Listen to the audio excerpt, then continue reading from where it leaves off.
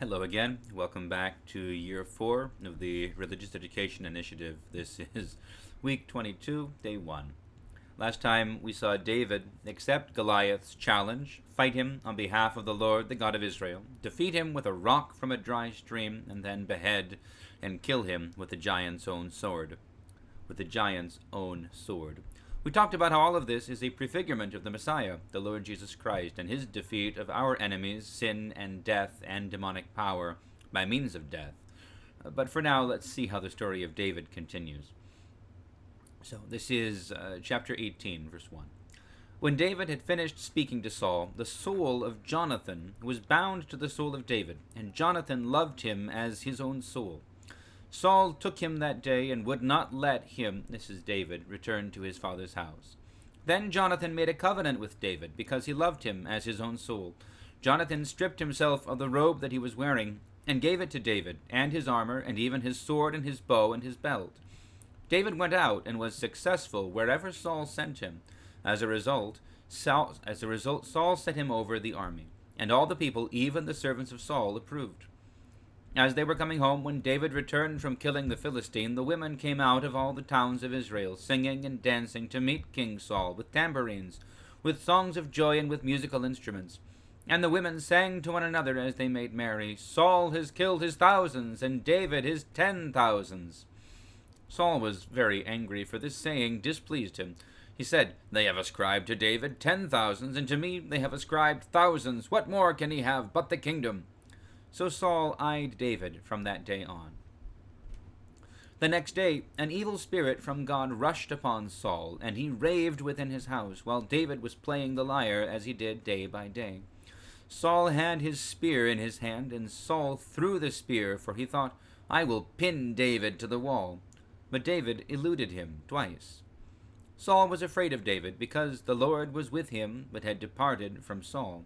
So Saul removed him from his presence, and made him a commander of 1,000, and David marched out and came in, leading the army. David had success in all his undertakings, for the Lord was with him.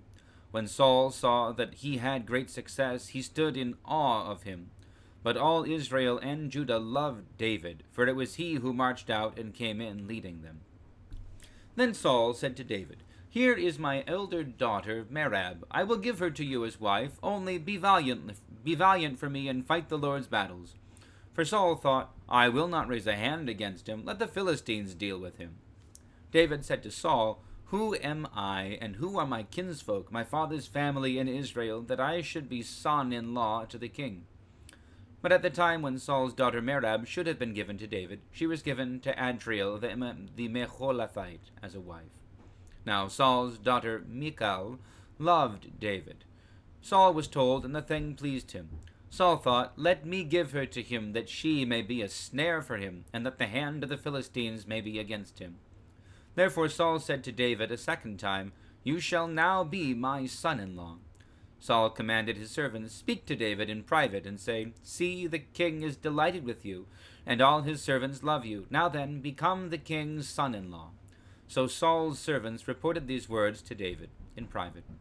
And David said, "Does it seem to you a little thing to become the king's son-in-law, seeing that I am a poor man and of no repute?" The servants of Saul told him, "This is what David said." Then Saul said, "Thus shall you say to David, 'The king desires no marriage present except 100 foreskins of the Philistines, that he may be avenged on the king's enemies.'" Now Saul planned to make David fall by the hand of the Philistines. When his servants told David these words, David was well pleased to be the king's son-in-law. Before the time had expired, David rose and went along with his men and killed 100 of the Philistines.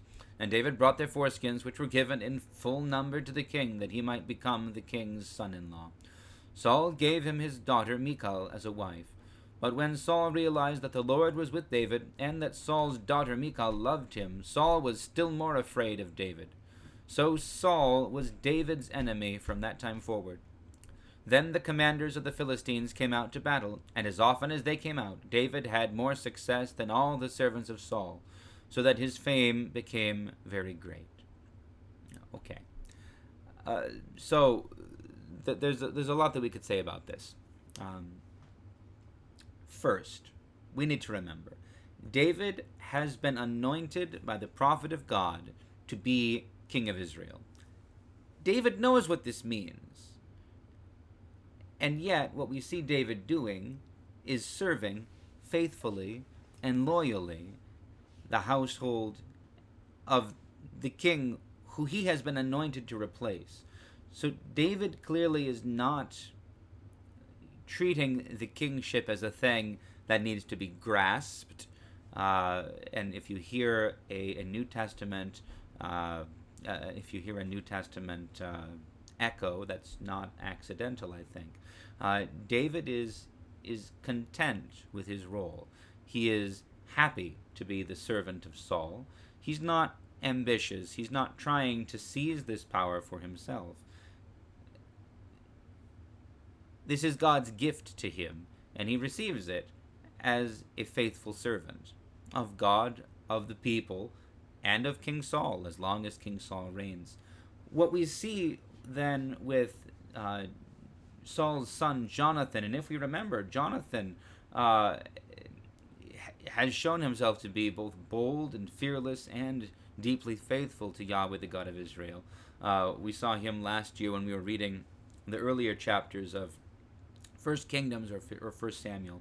We saw Jonathan win a battle. Well, we saw him entrust himself and his armor bearer, just the two of them, to the Lord's will, and become the instruments of a great victory over the Philistines in the earlier days of King Saul's reign. So Jonathan is no slouch. He's not a couch potato. And yet, when he sees David, in giving him these things, his weapons and his royal robes, Jonathan is effectively, we could say, giving David his princely status or sharing his princely status. He is adopting David as a brother. There is this close bond. Jonathan is not seeing David as a threat, but he is honoring him as one who should be king, and he'll make that explicit as time goes on. Michal, the daughter of King Saul, she loves David. She is also loyal to him, not to her father, but that is not in conflict, because David is not in conflict with Saul. She believes she can be loyal to both, because there's no reason she shouldn't be able to.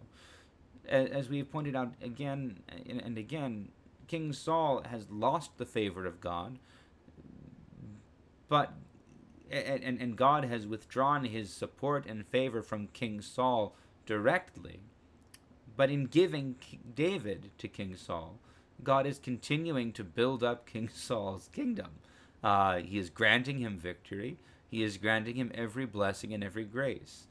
All of the problems that are here, these are in Saul's paranoid mind, and his paranoia makes them come true. There are some other things maybe we should point out. I have to think that... first we should pay attention to the train of causality here. Saul is fine with David at first. He's winning wars. Saul, though, hears the people singing a song that praises David for killing 10,000s of Philistines where Saul has only killed thousands. And Saul becomes jealous, and he gives himself over to that jealousy. And the next day, immediately, the result is that an evil spirit comes upon him. He has rejected the grace that God has given to him once again in sending David to him, and therefore deeper evil comes upon him, and therefore he tries to kill David, and he is now destroying that good thing that was given. Right? Then we have Saul offered to David not just one, but two of his daughters. And one of the commentators I read, but I think we should recognize this, because this is not dissimilar, or not completely dissimilar, with the story of Jacob. David is now offered both of the king's daughters, but the older one is given to someone else. So David ultimately is given the younger daughter. but it's a matter of jealousy. The offer of the daughter is really just a chance for the father of the girls, for King Saul, to build himself up, to enrich himself, to defend himself, to destroy David. And then, of course, there's the rather unpleasant collection of body parts to show that these Philistines really have been killed. But in this whole sequence, we can get distracted with the details. The point here is David's humility. David is not angling to become the son-in-law of King Saul.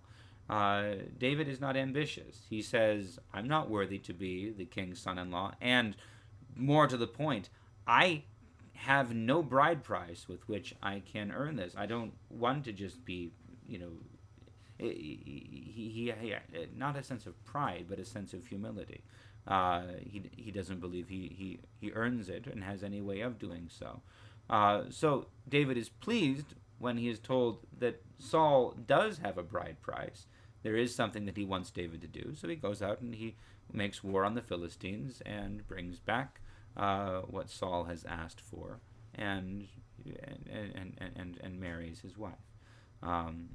Now, what we will see moving on is this is David's weakness.